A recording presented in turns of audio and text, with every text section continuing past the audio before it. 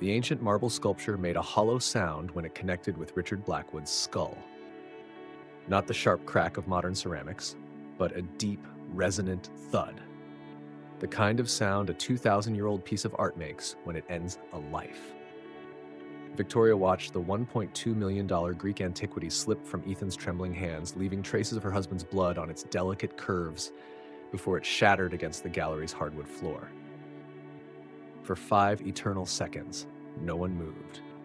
The private viewing room's track lighting cast long shadows across Richard's crumpled form. His bespoke suit creased in ways that would have infuriated him had he been conscious to notice. The February wind howled against the gallery's windows, drowning out the soft echo of string quartet music drifting up from the charity auction downstairs. I didn't. Ethan's voice cracked. He stepped backward, his artist's hands that just last week had photographed sunrise over Blackwater Cove with such sensitivity, now shaking uncontrollably. He was going to? Don't speak. Victoria's voice emerged with a calm she didn't feel, decades of concert piano performances lending her crisis composure.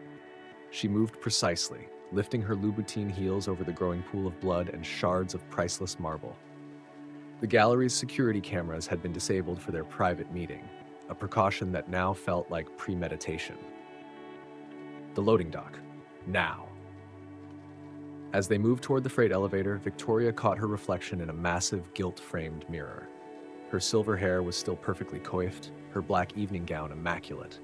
Nothing in her appearance betrayed that her husband of 20 years lay dead among the ruins of his own art collection. The same couldn't be said for Ethan, his white dress shirt spattered with evidence that would have to be burned. The elevator's antique gate groaned as she pulled it shut, the sound like a funeral dirge. In the harsh fluorescent light, she saw the truth in Ethan's eyes. The same burning intensity that had first drawn her to his photography exhibit 3 months ago was now clouded with horror and dawning reality. He was 23, barely older than the vintage champagne they'd been drinking when Richard had burst in. She was 47 and had spent too many years orchestrating perfect surfaces to let it all crumble now. "Listen carefully," she said as the elevator descended. "Everything is about to change, but first we have exactly 47 minutes until someone notices Richard is missing from his own charity auction." The boy who'd captured her heart with his art and passion now looked like a frightened child. But Victoria knew better than anyone that beauty and tragedy were close companions in Blackwater Cove. After all, she had built her gallery's reputation on that very principle. She just never expected to become her own masterpiece of destruction. Those 47 minutes would become the cornerstone of her nightmares. But to understand how Victoria Blackwood found herself in a freight elevator with her young lover and her husband's blood still warm on marble, we must return to where it truly began, 3 months earlier. November 15th, 2019, the 6:45 p.m. The Blackwater Gallery opening. Blackwater Cove had always attracted those wealthy enough to appreciate misery with an ocean view. Victoria stood at the gallery's wall of windows, watching sleet batter the cobblestones of Portsmouth Street as Maine's early winter descended. Behind her, the gentle murmur of Portland's art elite mixed with the delicate notes of a jazz quartet, all of them gathered to witness the unveiling of her winter exhibition, Fragments of Light. Absolutely inspired curation, darling," Eleanor Winchester, the governor's wife, gestured with her champagne flute toward a massive black and white photograph dominating the gallery's north wall. "The contrast is simply breathtaking." Victoria smiled with practiced warmth, though her attention drifted to her husband across the room. Richard Blackwood commanded attention without effort, his silver hair and Anderson and Shepherd suit marking him as old money among old money. He was discussing investment opportunities with Judge Harrison, likely another expansion of the firm his grandfather had founded in 1932. The Blackwood name carried weight in these circles, from the historic red brick townhouse on Maple Hill that had graced architectural magazines to Richard's seat on the Portland Symphony Board. "The photographer is remarkably young," Victoria said, steering Eleanor toward the photograph in question. "Fresh perspective, wouldn't you say?" The image captured Blackwater Cove's lighthouse at dawn, sea spray frozen in crystalline detail against dark granite. But it was the handling of light that had first caught Victoria's attention, the way shadow and illumination danced together, revealing and concealing in equal measure. She had discovered it at a small university showcase among student works that showed more ambition than skill, but this one was different. This one spoke to her. Ethan Nash, Eleanor read from the placard. I don't know the name. You will, Victoria assured her, remembering the first time she'd met the artist. He'd worn a second-hand blazer to their initial meeting, all earnest enthusiasm and raw talent. Son of James Nash, the art history professor at Blackwater University, and his wife Rebecca, the curator at the Maritime Museum. Good family, respectable connections, but not their circle. Not yet. He has a wonderful eye for composition. A new voice joined them. Richard's hand settled at the small of Victoria's back, proprietary and familiar. Though I question the asking price for an unknown artist. Victoria suppressed a flutter of irritation. Art isn't stocks, darling. Value isn't always about track records. Everything is about track records, Richard countered smoothly, his smile never wavering. To anyone watching, they were the perfect power couple, the investment banker who'd quadrupled his family's fortune, and his artistic wife who'd transformed a historic warehouse into Portland's premier gallery space. They looked spectacular in the society pages, Victoria mused. Richard in his bespoke suits, she in carefully chosen designer pieces that reminded everyone she'd once graced concert halls as a pianist before the accident. Even now, her Chanel dress in deep burgundy spoke of tasteful wealth, her silver hair styled to suggest creativity without chaos. Mrs. Blackwood? She turned to find Ethan Nash approaching, looking more comfortable in his own skin than he had at the exhibition's opening an hour ago. At 23, he moved with the unconscious grace of someone who hadn't yet learned to doubt himself. His dark curls had a rebellious streak that defied styling, and his eyes held that intensity she remembered from their first meeting, the look of someone who saw the world differently and needed to share that vision. Your work is receiving quite the response, Victoria said warmly, noting how Richard's hand tightened slightly at her waist. Have you met my husband? Mr. Blackwood, Ethan extended his hand. Your wife has been incredibly supportive of my work. This opportunity, it's beyond anything I could have imagined. Richard's handshake was perfectly calibrated, firm enough to establish dominance, brief enough to maintain distance. Talent deserves recognition, though I hope you realize the responsibility that comes with such exposure. Victoria watched the interaction with growing fascination. There was something compelling about the contrast between them. Richard's cultivated polish against Ethan's natural charisma, age and youth, establishment and innovation. She couldn't have known then how that contrast would sharpen into conflict, how the energy crackling between them would eventually ignite into violence. But standing there in her gallery on that November evening, surrounded by wealth and ambition and art, Victoria felt the first tremor of something shifting beneath the perfect facade she'd spent decades constructing. Like the lighthouse in Ethan's photograph, shadows and light were beginning to play across surfaces she'd long thought solid. The string quartet started a new piece. Schubert, she noted absently, her pianist's mind still cataloging such details. Through the windows, the sleet had turned to snow, beginning to paint Blackwater Cove in shades of white that would soon turn treacherous. She didn't yet know it, but the real danger was already in the room. December 3rd, 2019 to 7:00 p.m. Blackwater Gallery, private viewing room. The first time Victoria stayed late at the gallery with Ethan, it was about the lighting. At least that's what she told herself. The shadows aren't falling right, she said, watching him adjust the track lighting above his latest installation. The private viewing room on the second floor, usually reserved for wealthy collectors, had become their impromptu workshop. Outside, December winds rattled the century-old windows, but inside the space felt intimate, almost conspiratorial. Ethan stood on the ladder, sleeves rolled to his elbows, manipulating the lights with silent concentration. His new series captured abandoned places along the Maine coast, derelict fishing boats, forgotten summer homes, places where nature was slowly reclaiming what humans had left behind. The images were haunting, beautiful in their decay. There, he said finally, descending. Watch this. He dimmed the main gallery lights, leaving only his adjusted spots. The effect was transformative. Shadows deepened, textures emerged, and suddenly the photographs seemed to breathe with their own life. Victoria moved closer to one image, a piano abandoned in a seaside mansion, its keys warped by salt air and time. "How did you find this?" Her fingers hovered near the frame, not quite touching. "Urban exploration." Ethan stepped beside her, close enough that she could smell cedar and darkroom chemicals. The mansion belonged to some shipping magnate in the 1920s. When the market crashed, he locked the doors and walked into the ocean. No one's touched it since. Victoria felt a shiver that had nothing to do with the winter chill. "It's perfect. The way the light catches the strings." Her hands moved instinctively, muscle memory from years of playing. "Show me." She turned to find him watching her with that intense focus she'd come to recognize, the way he looked when he was composing a shot. Without thinking, she raised her hands, describing the movement of a Chopin nocturne through the air. "The keys would be heavy here," she explained, fingers dancing through phantom notes. The salt would have swollen the wood, made each press feel like moving through water. His hand caught hers, mid-motion.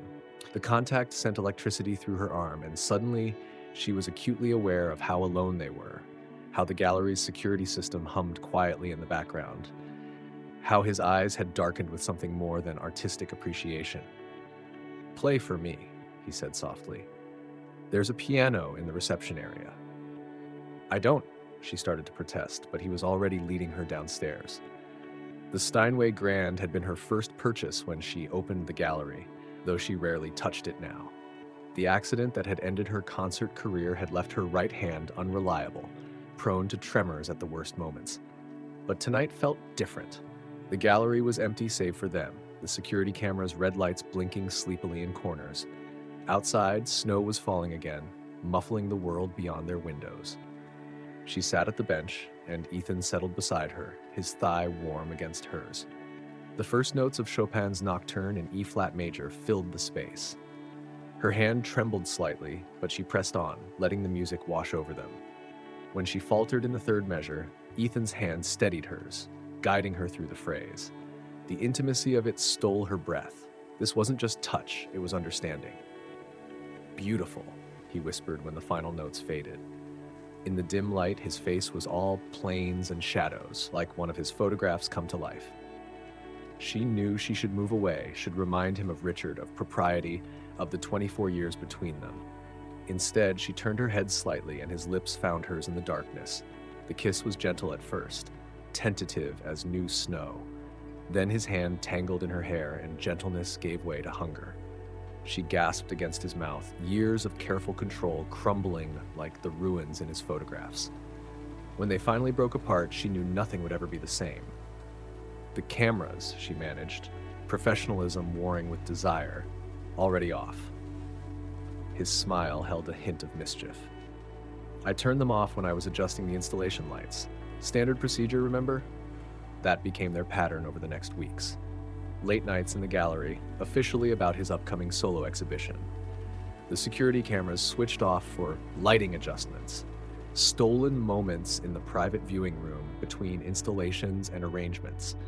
Each time, Victoria told herself it would be the last. Each time she fell deeper.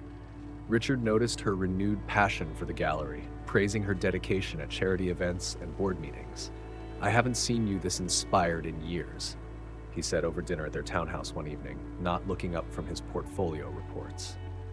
The winter exhibition series is generating excellent press. If he noticed how she flinched at the word inspired, he didn't show it. Victoria sipped her wine and thought of Ethan's hands on her skin, of music in darkness, of art and passion, and all the things her perfect life had been missing. The descent, she would later realize, was as beautiful as it was inevitable. January 15th, 2020 to 11:30 p.m. The private viewing room.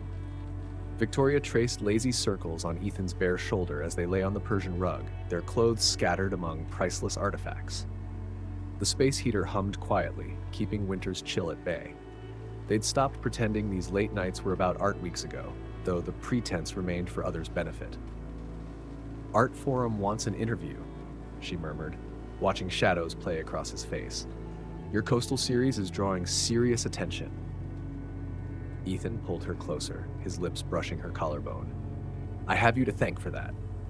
You have your talent to thank. She sat up, reaching for her silk blouse. Though Richard's connections to the publishing world didn't hurt, the mention of her husband's name settled like frost between them.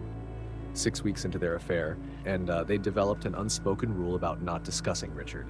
But lately he'd become impossible to ignore. The gallery's expenses are getting out of hand. Richard's voice was carefully neutral as he reviewed the accounts over breakfast. These new installations, the expanded winter series, it's excessive.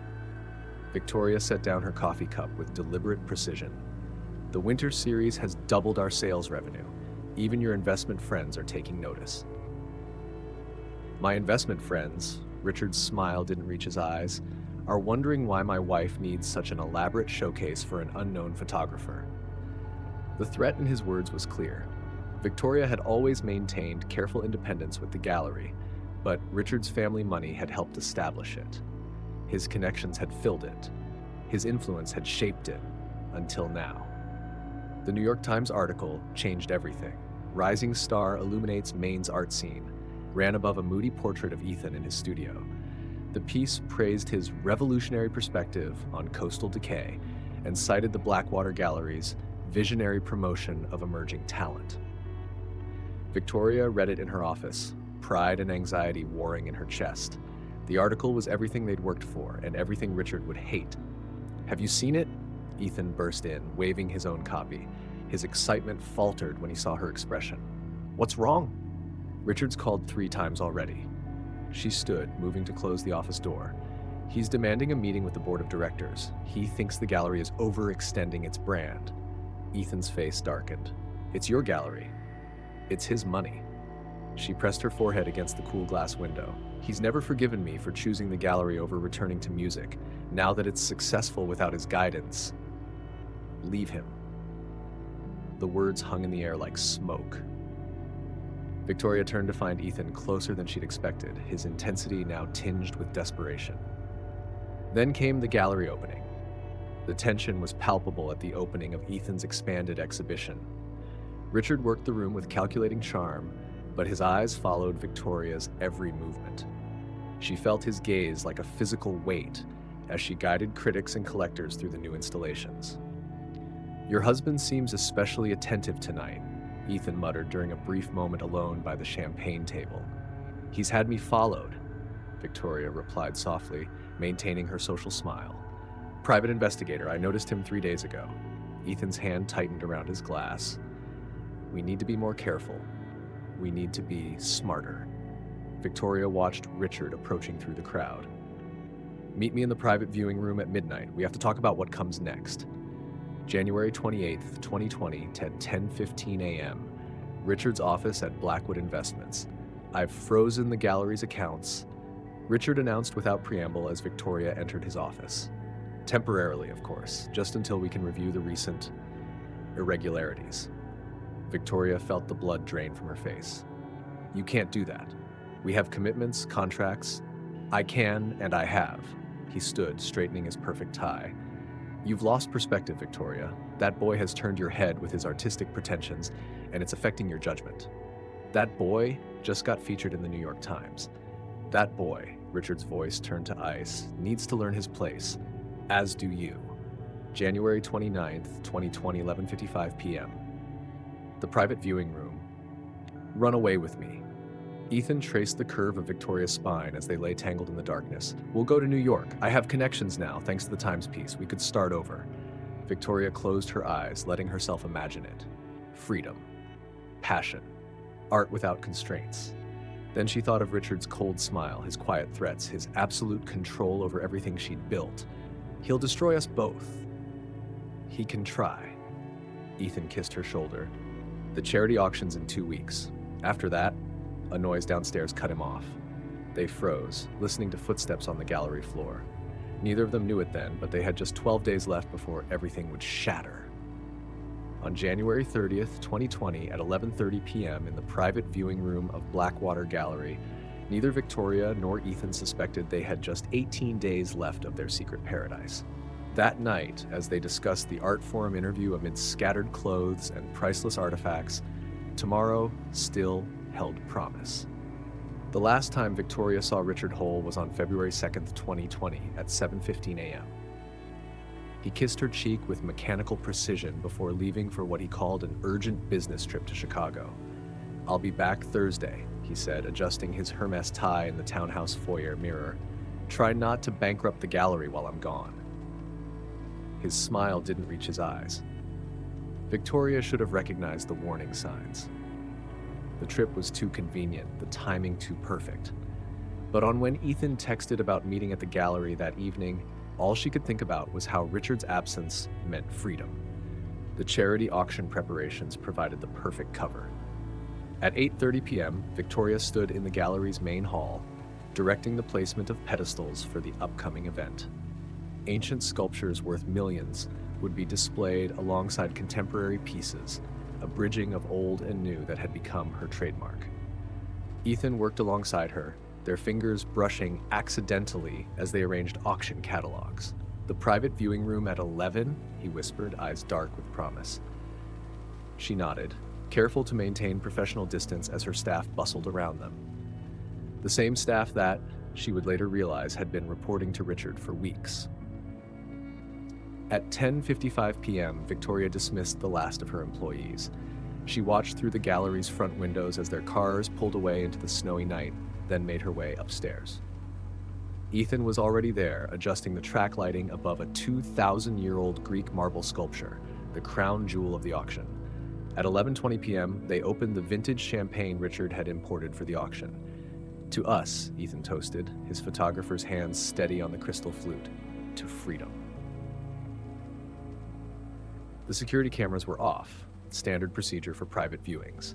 The sound system played soft classical music that drifted up from the main gallery. Everything felt perfect, controlled, safe. At 11:47 p.m., they heard the front door open. "Victoria?" Richard's voice carried up the stairs, as cold as the February wind that swept in with him.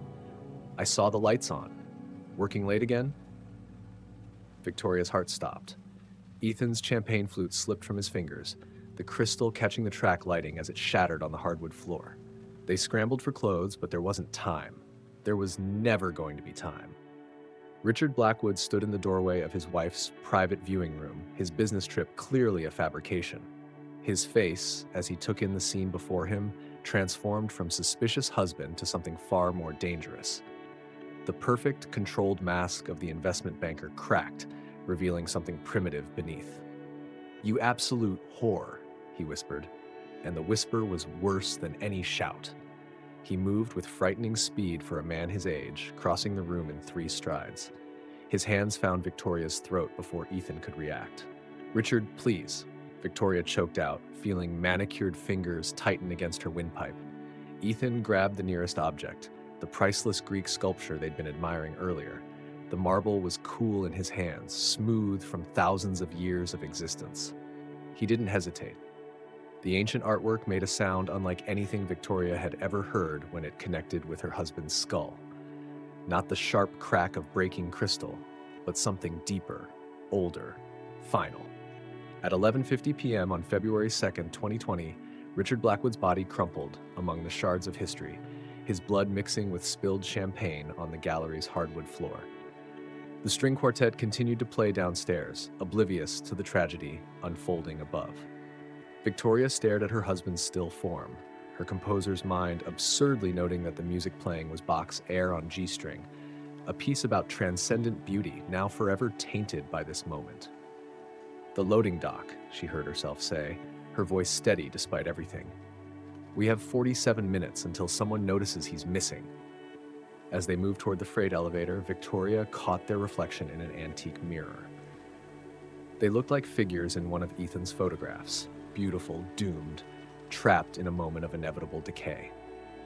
At 11:53 p.m., the freight elevator's ancient mechanisms groaned under the weight of Richard Blackwood's body.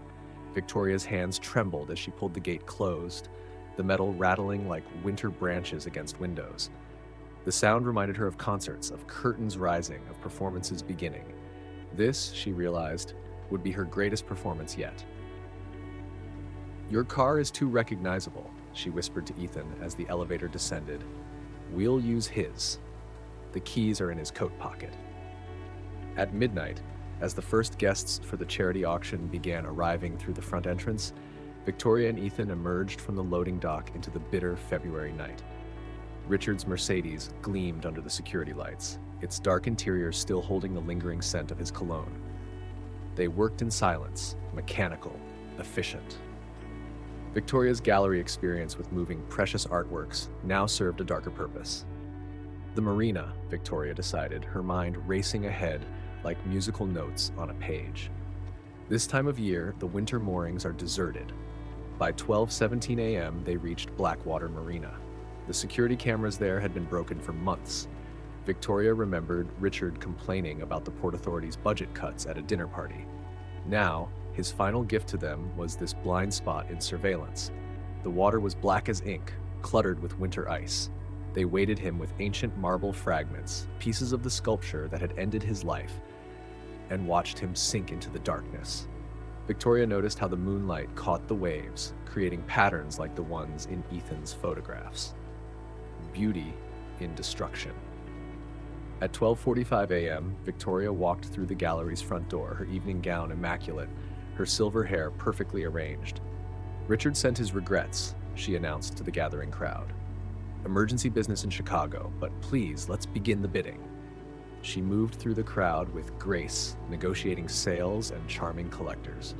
None noticed anything amiss until much later. On February 5, 2020, at 9:15 a.m., Detective Maya Rodriguez parked her unmarked car outside Blackwater Gallery. The missing persons report had been filed by Richard's secretary, who found it odd that he'd missed a crucial merger meeting. Even odder that his Mercedes was discovered in the long-term parking at Portland International Jetport, though no flights to Chicago appeared on his credit cards. Mrs. Blackwood, Rodriguez's voice carried the weight of 15 years on homicide as she entered the gallery. I'm Detective Rodriguez. I'd like to ask you a few questions about your husband. Victoria looked up from a shipping manifest, the perfect picture of concerned wife. Of course, Detective, though I'm not sure how much help I can be. Richard travels frequently for business. That same day, Rodriguez stood in the security office of Portland Harbor, reviewing footage from cameras along the waterfront. A technician pointed to a dark Mercedes appearing at 12:14 a.m. on February 3rd, then disappearing into a blind spot near the marina. Pull the footage from surrounding businesses, Rodriguez instructed. She'd seen too many perfect marriages, too many flawless alibis, not to recognize the pattern, and get me the guest list from that charity auction. By February 7th, 2020, the investigation had expanded. Rodriguez's team discovered that the gallery's security system had been disabled during the crucial hours of February 2nd, standard procedure, Victoria explained, for private viewings of valuable pieces. But the detective's attention was drawn to the cameras from the coffee shop across the street.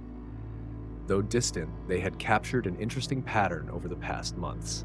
Late-night meetings, a young man entering after hours, lingering glances between gallery owner and artist. On February 8, 2020, at 3:45 p.m., Rodriguez interviewed Ethan Nash in his studio.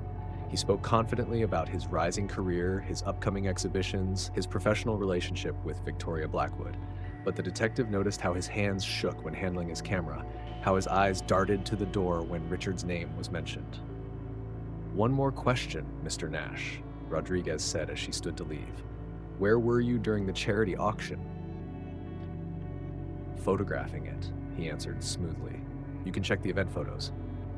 But Rodriguez had already seen them, had noticed how no photos were time-stamped between 11:45 p.m. and 12:45 a.m., how both Ethan and Victoria were absent from images during that crucial hour. Time, Rodriguez wrote in her notebook that evening, has a way of revealing everything.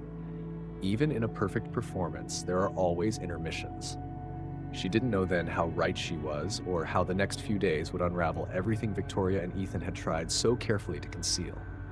On February 10, 2020, at 10:15 a.m., Detective Rodriguez stood in front of her evidence board, adding a new photograph, the marina's night watchman, Martin Green, who'd come forward with an interesting story about hearing a car on the night Richard disappeared.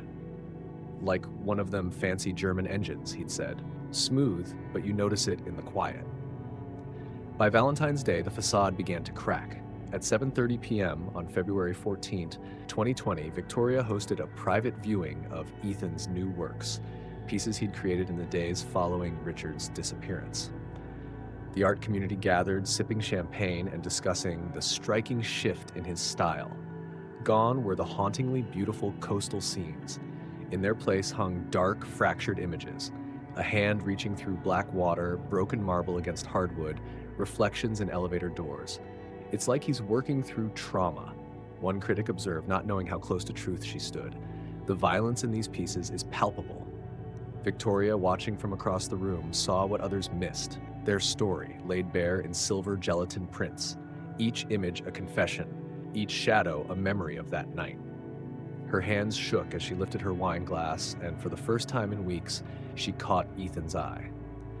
The guilt there matched her own. On February 15, 2020, at 3:20 p.m., Detective Rodriguez reviewed the gallery's financial records. A pattern emerged: large art purchases through offshore accounts, transactions that coincided with Richard's business trips, money laundering, perhaps, or something more personal. But it was the recent transfers that caught her attention. Substantial sums moved just days before Richard's disappearance. Mrs. Blackwood, Rodriguez asked during their third interview, "Can you explain why your husband liquidated several major investments 2 days before he vanished?" Victoria's composure slipped for just a moment. "Richard handled all our finances," she said, her pianist's fingers drumming an anxious rhythm on the desk.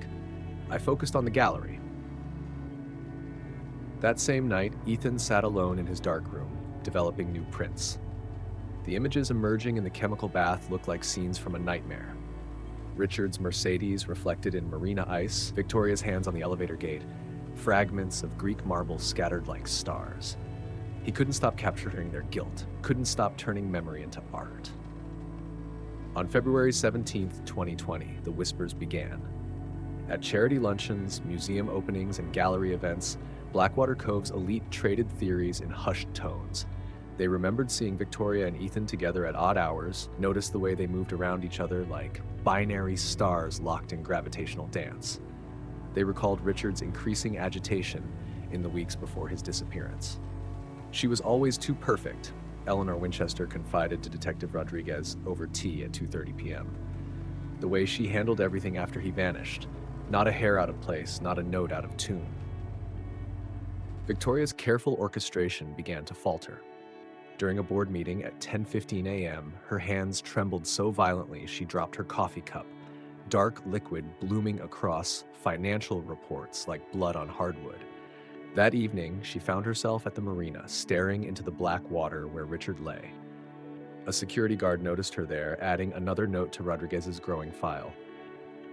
At 1:15 a.m. on February 22, 2020, Ethan called Victoria in a panic. "They've been asking questions at the university," he said, his voice raw. "About us, about that night.